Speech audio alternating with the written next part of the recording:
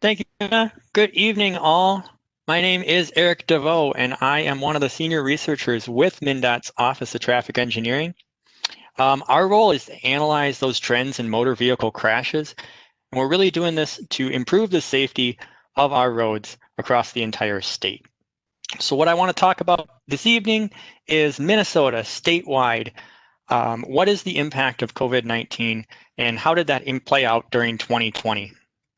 I'm going to do my best to highlight any local differences, but feel free to pop any questions you have into that chat as they arrive, and we'll get back to them. My suggestion as we get going is just, if you're a data person like me, maximize your screen so you can get the most out of these diagrams, but don't worry about it. I will help translate what we're looking at. So here's the outline of what I want to talk about. First, we're going to talk what is safety? Where we come from? What context we got to know in order to understand what is this thing to be safe on our roads. But then I want to talk traffic volumes. What's the exposure that we're seeing out there as a result of 2020 changes? And then we're going to discuss those impact on motor vehicle crashes, followed up by a deep dive into 3 of those key areas that we've been seeing a lot of interesting change, both in the media coverage, but also in our crash data itself, which is those involving a bicyclist, pedestrian, or other non-motorist on the road, those crashes in a work zone, and those crashes involving exceeding the speed or too fast for conditions. Go to the next slide. So what is safety? Let's talk about 2 types. First, we have a motor vehicle crash, right? Vehicles are large, they're heavy, they're expensive tools. We use them every day, but crashes result in costly damages, like we all know, as well as personal injury or death. In Minnesota, there's about 77,000 crashes a year. That's about 210 per day statewide, but this has been a relatively steady number over the past 20 plus years. It's not going away. Mistakes and errors happen though. And so we know this, and we, as a culture, we tend to use the term accident as a way of sort of viewing that errors do happen. And we look at this as to say crashes happen. And what we want to do is we want to look at that crash and we want to say, given that mistake, we want to minimize the outcome. We want to make sure that death and serious injury does not occur. So whether due to vehicle, driver, or roadway factors, making sure that death or life-altering damages do not occur is unacceptable. So what kind of progress have we had? We can hit next slide. And here's where something surprised. Minnesota is a leader in traffic safety. We've established what we call a Towards Zero Deaths initiative, which is aiming at eliminating all fatalities and serious injuries on Minnesota roads. Now think about that. That's a lofty goal, but we've actually seen some tremendous success. In fact, we're a national leader in traffic safety. We have the 2nd lowest number of traffic fatalities per mile traveled. The only state that beats us is little Massachusetts out there on the East Coast. So we've seen over the since 2005, a 35% reduction in fatalities. We are down to, in any crash that occurs, less than 1 in 225 results in death. So this is tremendous success. Next slide. And a lot of factors are at play. So we have driver and passenger conditions, we have vehicle conditions or defects, we have road conditions, infrastructure design, vehicles on the road, emergency response time, physics. But on top of all this, we also had 2020. And beginning in March, Minnesotans added the COVID-19 public health crisis to our list of factors at play. Beginning March 13th, there was the peacetime emergency, and numerous executive orders were issued designed to significantly alter in order to control the spread of COVID-19. Now, I'm going to admit right now that I love emojis, and you may have noted that so far in my slides, but the that I wanted to call your attention to that I'm going to use again is the single house here, which is going to be for a stay-at-home order. That was first issued on the 27th of March, and that transitioned mid-May into a safer at-home order with more of a recommendation. And that I'm going to use the emoji of multiple houses to kind of see the difference here between the two. We can hit the next slide. All right, let's traffic. So like a disease, your exposure is a primary factor in a risk of a crash, right? You're exposed to a virus, you may get a disease. You're exposed to roadways, you're more likely to be in a crash. So MnDOT has continuous traffic monitoring sites around the state, and we are able to use those to monitor the flow of both vehicle and non-motorized traffic. So what I have for you here is kind of to see the changes in travel patterns from a normal year. So what do we see? Well, have a look at this red line along the bottom. This is going to show you the changes in vehicle traffic. All right, so early in 2020, volumes, the amount of traffic out there in vehicles really followed our historic trends. We're about 1% above average. That's about right. Annually, we see a slight uptick in the number of vehicle miles that are traveled. But if you look beginning on about the 14th of March, the day after that peacetime emergency, weekly vehicle volumes dropped below average, and they've never returned to normal levels. Not once. We've been down the entire time. In fact, since March 1st, vehicle volumes are down 13%. Now, you can also see it when you're looking at my emojis along the zero bar in the center. You can see that that initial impact comes right after our stay-at-home order, with the bottoming out at about down 40 to 50% in our vehicle traffic. And that really starts to rise back up through the summer times before becoming more of an unstable trend into the holidays. But what's going on with this yellow here? Can we go back a slide? Thank you. The yellow line is going to show changes in walking and biking traffic. Once again, early 2020 volumes were normal, but a larger share of walking and biking is for recreation. And we can really see that with these huge up and down peaks. Each one of those large troughs, those valleys, is actually formed by a heavy snowstorm or other major rain event. But despite all of these fluctuations, we see that walking and biking is up over 50% since March. So we see some interesting impacts here. We see that the stay-at-home order led to triple-digit increases in walking and biking, and the largest drop in vehicle traffic in years, right?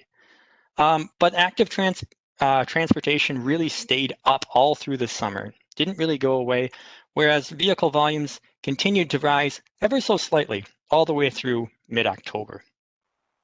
What's going on in those holiday times when we start to see things, especially in our motor vehicle traffic? We're starting to see changes in our holiday travel. We might be seeing some changes due to that second spike in COVID-19 cases, but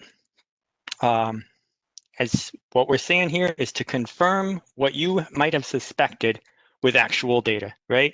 You've noticed it yourself. There's fewer vehicles on the road and more people are walking and biking. So that's my takeaway on traffic. We can hit the next slide.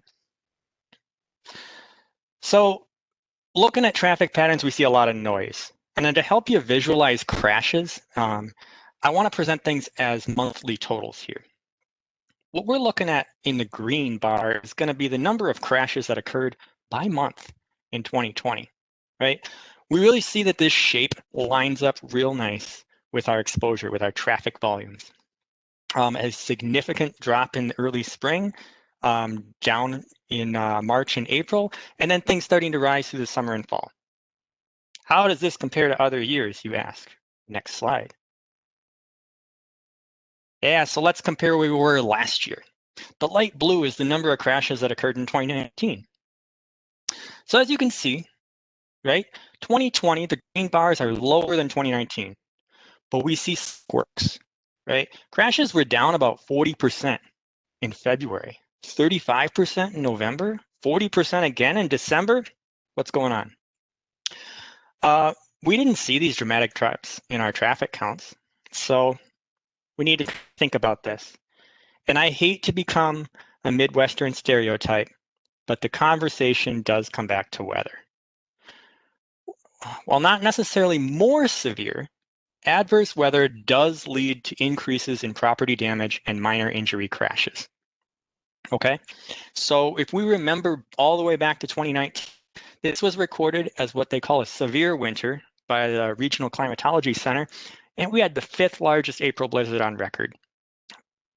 Like a normal Minnesota year, we really should look at an average over multiple years. So we can't eliminate weather, but we can think about it more normally. So let's do the next slide. Which leads us to this dark blue baseline. And the dark blue is going to be my comparison for the rest of this presentation. And really what we're looking at is we see that across the board, motor vehicle crashes have been below average in all of 2020.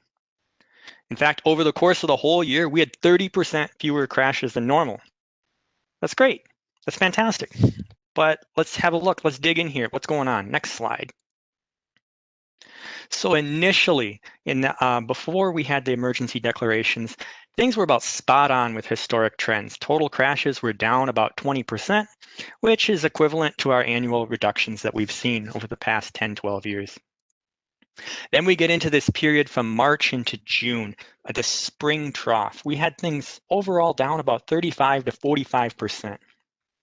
Greatest reduction that we see was in April, over 50% fewer crashes than what we would expect. Although, here's what's interesting, 2020, we had some more blizzards, and so the crashes actually may be underestimating that. There may be, even due to weather, a larger reduction than we've seen. It's kind of similar to our traffic volumes. Then what happens? Summer. Summer happens and summer peaks back up. The number of crashes are rising, but still lower than normal, all the way through October. We reach into the holidays, and the spring and summer crashes, they really align nicely with those vehicle volumes that we talked about a minute ago. But the holidays throw a little bit of complications in here. We're back down to 40% below what we would expect. But should they be higher?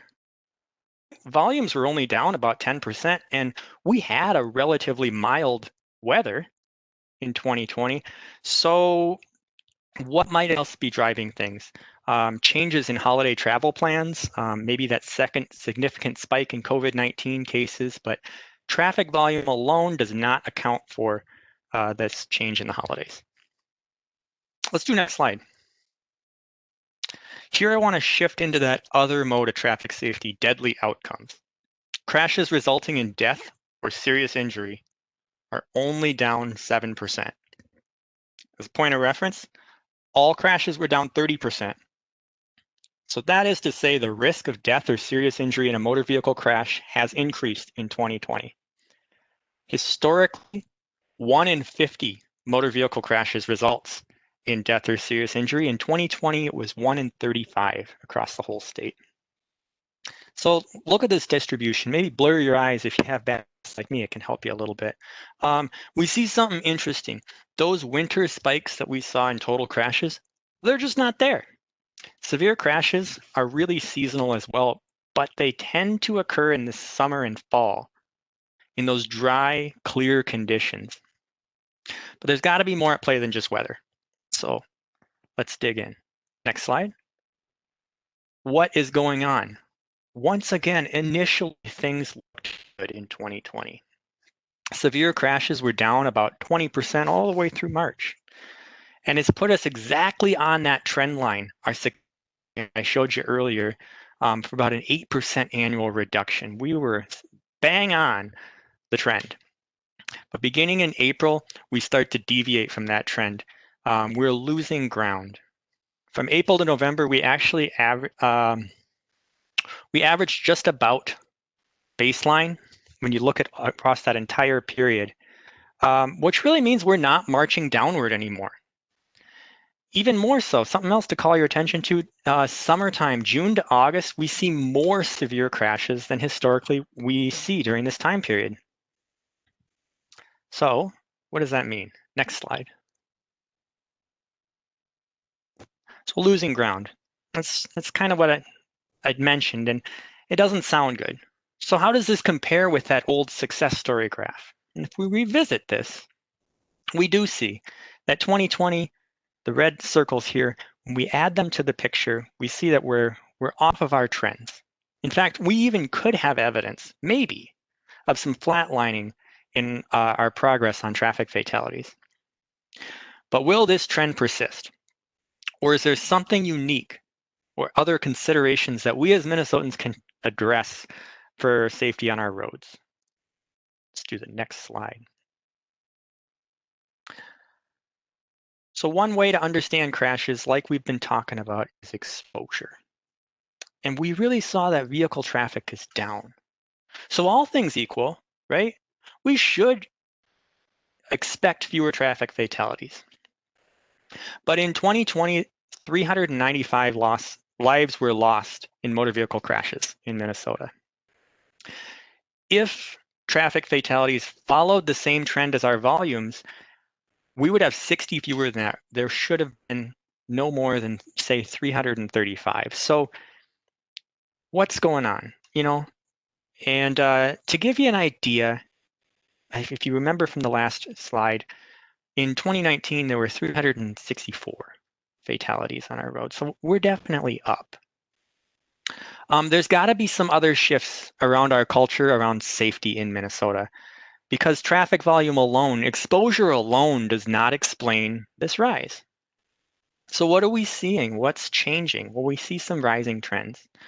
We see changes in high-risk behavior. We see changes in high-risk environments, and we see vulnerable road users, all contributing to this rise in crashes resulting in death or serious injury. Those severe speed crashes are up about 11%, and failure to wear a seatbelt has been another driving force in high-risk behavior. High-risk environments, those rural single vehicle runoff road crashes are up right now, similarly with our work zone crashes that result in death or serious injury. And those vulnerable road users, bicyclists and motorcyclists, we see are both relatively up. In fact, actually in 2020, 64 motorcyclists were killed. That's compared to a number closer to 44 in 2019. So large changes here. Let's do the next slide. So I want to kind of dig in now on some of those three big areas that we've we've seen interest in both the press, but also something unique. We're going to talk about non-motorists, those bicycles or other pedestrians or other non-motorists on the road. Overall, non-motorist crashes have been down 35% in 2020. And this is actually good. This is larger than that 30% total crash reduction. And even in the metro, we see something even a little bit bigger, closer to 40%. So what we're seeing here is across the board, maybe a little bit less represented in our crash. The prevalence was really just sort of rising all the way through March into June, which is to say they're more of somebody walking or biking. However, starting in October, we see the difference, that those green pandemic lines much, much lower than what we would historically have seen. And what this really does is it aligns with national research saying there's safety in numbers for non-motorists. As traffic rises, if you remember back, we're up about 55%. The number of crashes or incidents actually tends to decrease. So if you think about this, this might be setting up driver expectations, as if you more expect to see someone on the road, you may perhaps drive slower or be more aware of your surroundings, something like that. And so it's an interesting trend that was, confirmed in 2020. Let's hit the next slide and see what happens in those severe non-motorist crashes. Those crashes where a vehicle met with a non-motorist but resulted in death or serious injury. And over the course of the year, these were down about 13%, which is not quite as much as our total non-motorized crashes. What does that mean? It means that historically, when a non-motorist, someone walking or biking, is involved in a crash with a vehicle, 1 in 7 of those crashes results in death and serious injury, whereas in 2020 it was 1 in 5.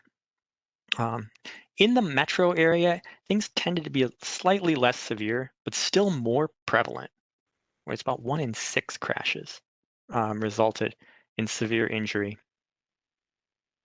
We really see once again that it's that summertime, that June to September, where we see things elevated once again before coming back down into October through December. If we do next slide on this one, thank you. So we highlight another similar story where early on, spring through fall, our traffic was up about 40% for our non-motorists. The crashes were about, only down about 3%, so not really much change. Whereas once we get to October to December, things really become less severe. Traffic is twice as high as that. So non-motorists on the road, there's up 84%. But those severe outcome crashes were down 40%. Why is this exciting? Why is this good? October is historically the most dangerous month for pedestrians. It's when they're most likely to have a pedestrian fatality. And so what we're seeing is perhaps traffic continues to rise. Once we get to that more unsafe time of year, we have maybe set up expectations around how road users can interact on the road. Let's do our next slide and talk about work zones a little bit. So when we look at zones statewide, we've kind of seen that these are only down about 15%. Now compare that back of your head to the 30% for total crashes. It means that they're becoming more prevalent in our motor vehicle crashes. In fact, work zone crashes that result in death and serious injury are actually higher than we would expect. They're up about 2%. What's interesting with work zones here is that there was the work zones themselves where traffic goes down, right? We didn't necessarily close the work zone. In fact, actually with less traffic, some work zones around the state were escalated. More work was being done out on our roads. So it's a complex environment that doesn't necessarily lend itself well to quickly adapting.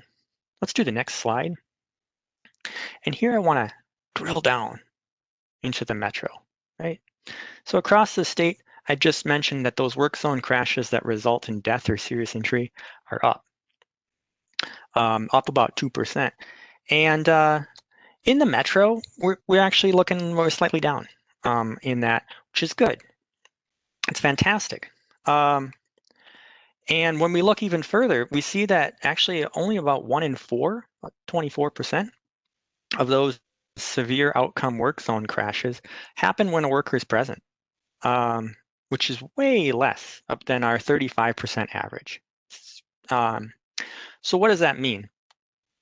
It means that while severe work zone crashes are elevated, there's less involvement with workers than normal, right? So less exposure is less risk for our workers.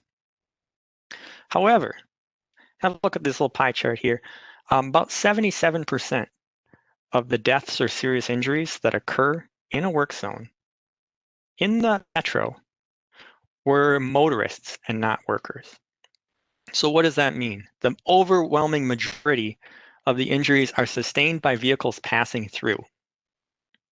So as drivers, we want to slow down for our workers. We want to make a safe workplace for everyone. But we also need to recognize that these are complex work areas. And even when workers are not present, we need to remember our own personal safety when we're operating in a work zone. Slow down for ourselves as well as our workers. Let's do the next slide. Speaking of unsafe speed, travel speeds. That's a decision that directly impacts the risk of a motor vehicle crash, and that's something we can control. So overall, over the course of all of 2020, the prevalence of speed is actually up. What does that mean? It means that, like we've been reminding ourselves, Total crashes have been down about 35%. Speed crashes are only down 25%. So that means that we're more likely to have speed involved in our motor vehicle crashes. Now, something that's a little different as we look at this picture here, we really see that there's kind of fat ends in our January, February, November, December time. We also see that we don't quite the large reductions. Our green pandemic line is not that far below our baseline. So what we're seeing here is that really weather plays a big role in speed crashes, particularly of lower severity. Driving too fast for conditions really tends to lead to some highlighting major weather events, those January, February, November, December times. But what I'd like to point out is, next slide. Unlike all of our motor vehicle crashes, we really see that almost no reduction. So even higher prevalence. So as we look at this, let's stop and think and say, speed's an important factor in a crash, and we know this, but so too is physics. We know when our speed increases, the risk of severe injury is going to increase as well. So when we look at that, let's hit the next slide here.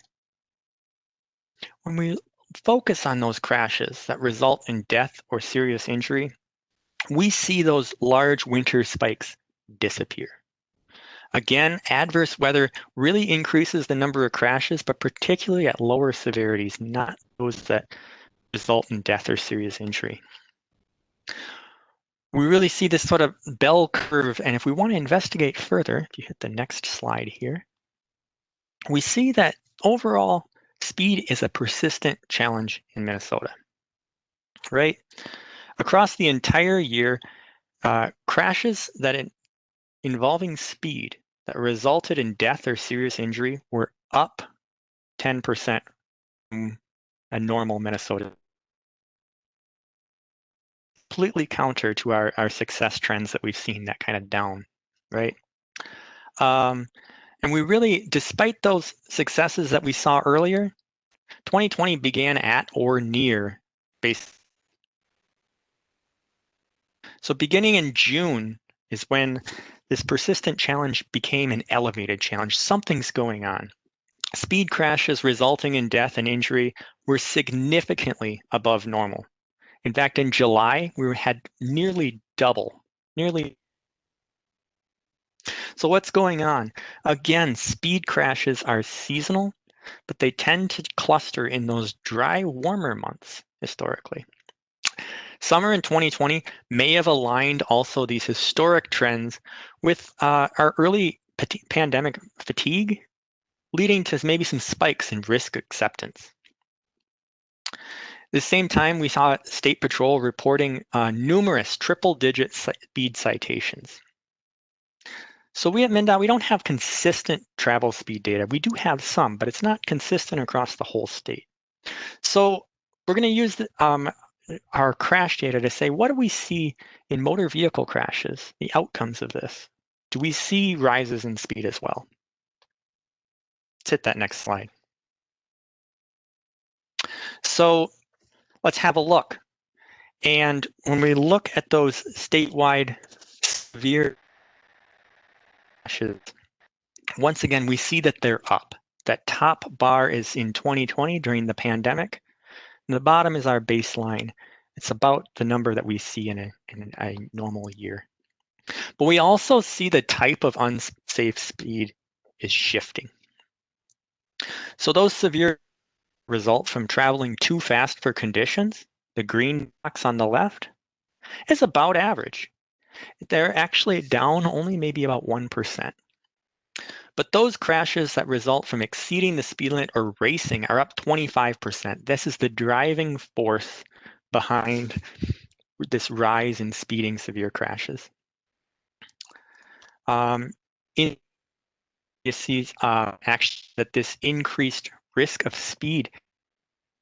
So we see that prevalence of high speeds of racing in these severe crashes rose by more in the metro than it did in the rest of greater Minnesota.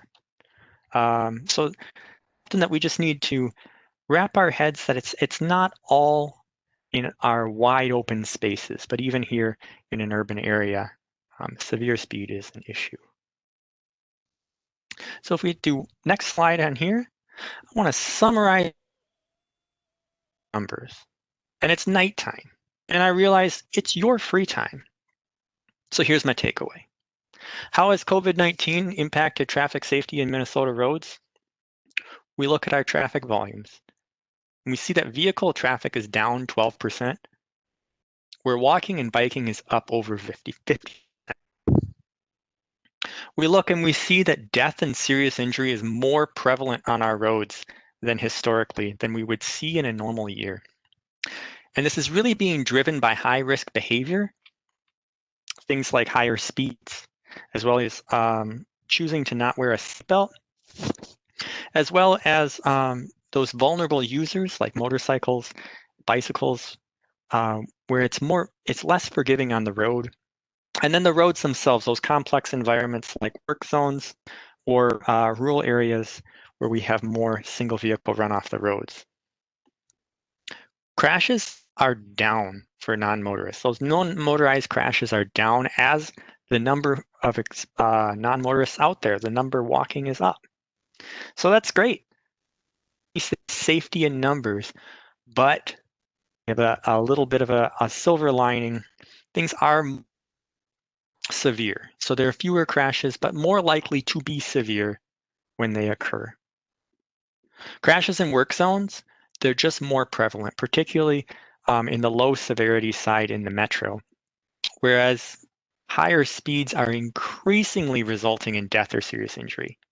And we see that racing and exceeding the speed limit is up 25% in those severe outcomes where we see life-altering changes.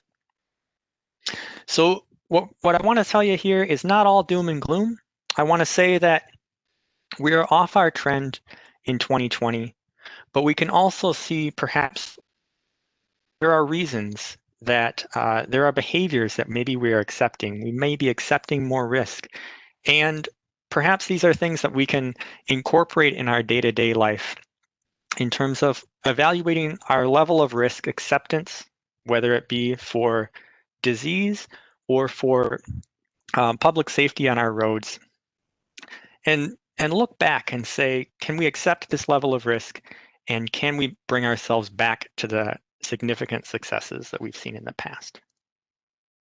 And with that, we can do next slide. Is my contact information and also the website for our Office of Traffic Engineering with more safety information if you're curious.